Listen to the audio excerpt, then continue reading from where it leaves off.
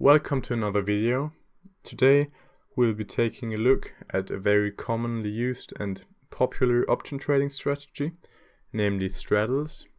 And let's get started. There are two different types of straddles. On the one side we have short straddles and on the other side we have long straddles. Short straddles are set up by selling an at-the-money call and by selling an at-the-money put.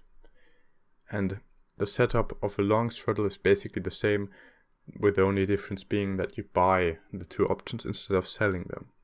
And all options should be on the same underlying asset. They should also all have the same expiration date, and for straddles all the options should be at the same strike price. When selling a straddle or going short, you will collect a credit, and when you open a long straddle position, you'll have to pay a debit. So you have to pay to open a long straddle, and you will receive money to open a short straddle position.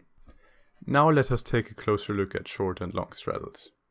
Short straddles are a neutral, also range-bound strategy, meaning that the price of the underlying asset has to stay between a certain range for the straddle to become profitable. Long straddles, on the other hand, are a price indifferent strategy, meaning that you don't care in which direction the price of the underlying asset moves, as long as it moves. Here is the payoff diagram of a short straddle and the payoff diagram of a long straddle. I'll explain the two payoff diagrams a little bit more in a few seconds. But before that, let's look at the setup of the two strategies once again. Like I said before, short straddles require you to sell an at-the-money call and an at-the-money put. Long straddles, however, require you to buy an at-the-money call and an at-the-money put option. I'll mark the sold options and the bought options with a red and a green cross on the payoff diagrams. As we now know how straddles are set up, we can dive into the profit and loss behavior of straddles. To do that, we'll take a closer look at the payoff diagram now. For a short straddle to become profitable, the price of the underlying asset has to stay in a certain range. If the underlying asset's price moves out of this range, the straddle will become a losing position. Long straddles, on the other hand, would profit from a big move in any direction. But if the price of the underlying asset does not move out of this range, the long straddle would become a losing position. As you can see on the payoff diagram of a short straddles are a defined profit and an undefined risk strategy, meaning that you can't win more than a certain amount of money, but your loss is theoretically unlimited. As you can see in the payoff diagram of long straddles, this is exactly the other way around. Long straddles are undefined profit and defined risk strategies. The further the price of the underlying asset moves, the bigger the profit becomes. The max profit for short straddles can be calculated by subtracting the commissions from the premium collected. This same calculation can be used to calculate the max loss of a long straddle. As there's no max loss for short straddles, you can't calculate it. The same goes for the max profit of a long straddle. I will now present an example for both a long and a short straddle to simplify this. Let's say the underlying asset is XYZ. XYZ is trading for $150.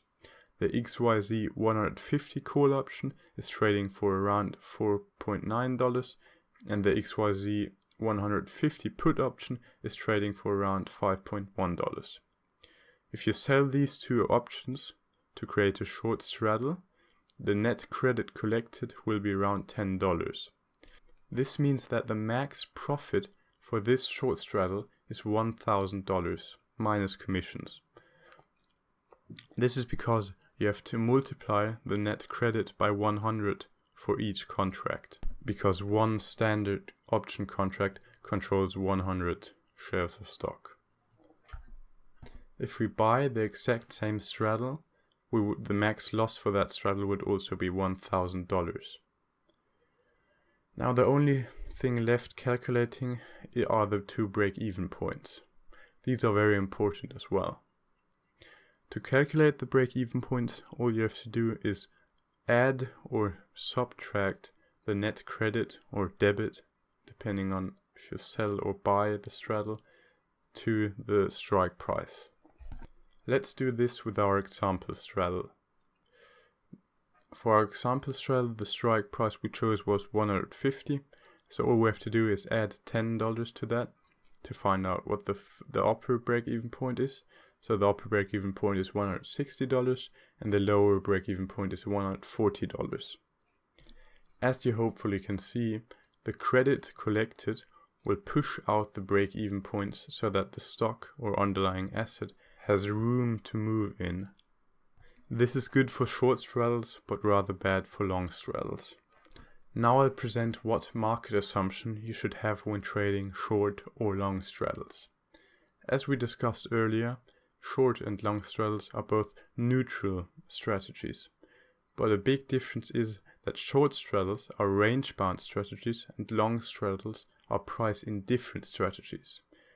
This may sound similar, but it really isn't.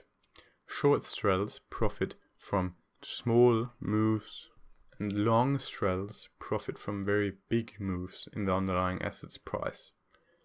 Therefore, short straddles are a rather high probability strategy, and long straddles usually have a relatively low probability of profit.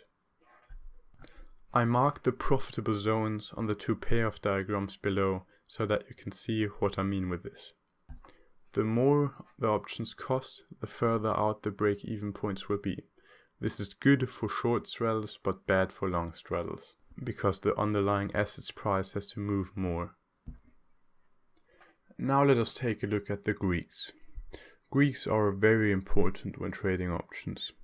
They indicate changes in the option's price for changes in certain factors.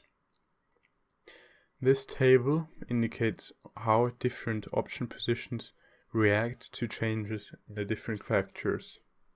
Delta indicates directional risk, vega stands for volatility, theta for time decay, gamma for change in delta, and rho for changes in interest rates, but more on that in a few seconds.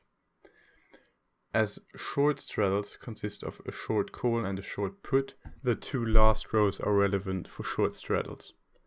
The two upper rows are relevant for long straddles, as they consist of a long call and a long put option. I will now go over the Greeks and their impact on straddles one by one. Delta measures the directional risk for strategy. It measures the change in the option's price for every $1 move up in the underlying asset. But because straddles are overall neutral strategies, their delta is around 0. The next Greek is vega. It measures changes in the option's price for 1% increase in implied volatility. Short straddles profit from a decrease in implied volatility, and long straddles profit from an increase in implied volatility. Therefore, it's a good idea to sell straddles when implied volatility is high and buy straddles when implied volatility is low. To know if implied volatility is low or high, you should use IV rank. If IV rank is under 50, then implied volatility is low, and if IV rank is over 50, implied volatility is high. When implied volatility is high, you'll collect more premium when selling straddles, and therefore your break-even points will be further out. This will lead to a higher probability of profit. Another very important option Greek is theta. Theta measures time decay. It measures the change in the option's price for the passing of 1 day. Short straddles profit from time passing. Long straddles, however, don't. In fact, long straddles even lose some of their value every day. Therefore, time is a very important aspect to consider. Time decay isn't linear either. It increases the closer you get to expiration. Gamma measures the rate of change of delta. Gamma is negative for short straddles and positive for long straddles. Gamma also increases the closer you get to expiration. Rho measures changes for interest rates, but this really isn't important as long as you aren't trading very long-term options, also known as leaps. In conclusion, I think short straddles are a very good strategy. They should ideally be entered when IV rank is over 50 so that you can take in enough credit. This will move out the break-even points and increase the probability of profit.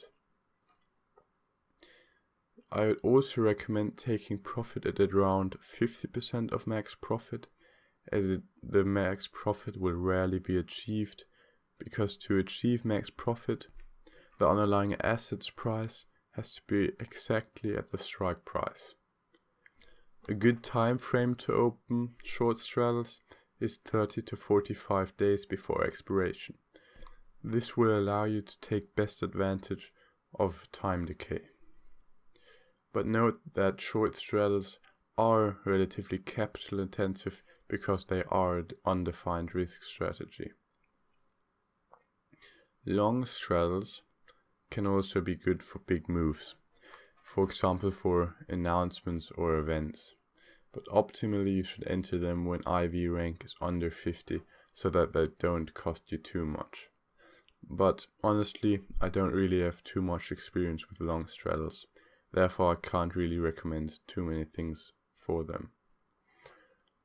My personal favorite of these two is definitely short straddles. I really hope you enjoyed this video, so thanks for watching. If you have any comments, feedback, questions or whatever, please let me know in the comment section below.